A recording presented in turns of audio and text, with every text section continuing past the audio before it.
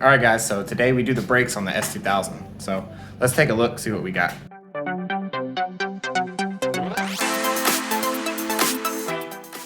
So the S2000 brakes have been sitting for several years. They're rusted, they're pitted, they grind. So I went ahead and ordered myself a set of EBC pads and rotors for the front and rear. And let's go ahead and check those out. So here's our new fronts and the new rears. Let's see what we got on there. Yeah, so you can see all the pitting just from sitting. Not in terrible shape. They work, but they do not sound good. And the rears are even worse. So, here we go. All right, guys, I know there's hundreds of videos on brakes, so I'm not gonna go over everything, but I'm just gonna give you a quick rundown of what I'm doing on my actual car, some of the key points, and basically how you can do it real quick. I already have one half of the brakes off, the old ones, so I'll go over what we got there. All right guys, so we'll start here in the rear. You can see everything's taken apart. So your two bolts here for your caliper bracket right here. The caliper bracket has two 14mm bolts that bolt right there to the bracket, and then it has two 12mm here that attach to your pins.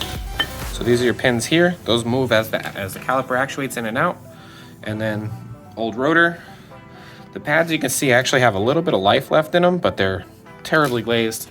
And then let's take a look at the caliper. One of the other things to note is that the caliper is a loaded caliper because you have your parking brake back here. So what you're gonna have to do is you're gonna have to spin that in and out in order to get it to actuate. So what that does is it makes your parking brake work properly as the pads wear out. So let's go take a look at the front. You're basically gonna get the same thing, completely taken apart. Here's your bracket. This bracket uses bigger bolts. So you got 17s in the front, 14s in the rear, and then your slide pin bolts are still 12s. And then same deal, pads are still pretty decent, but worn out.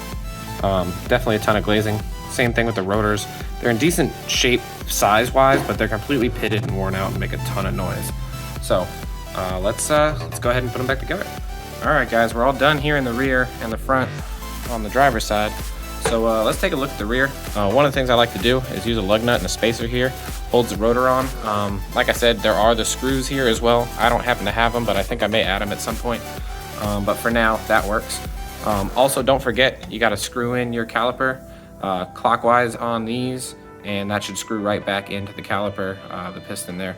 Other than that, new rotors, new pads. Make sure you clean anything off the face of the rotor. A lot of times they put an anti-corrosion agent, so that's where your brake clean comes in. But yeah, so far we are halfway done, and I'm gonna go ahead and wrap this up, and then we can see how it looks all done.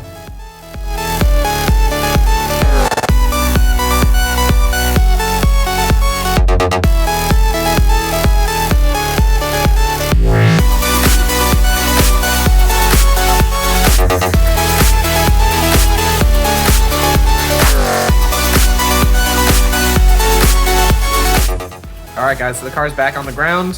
Wheels are on, wheels are torqued. All the bolts have been checked and tightened.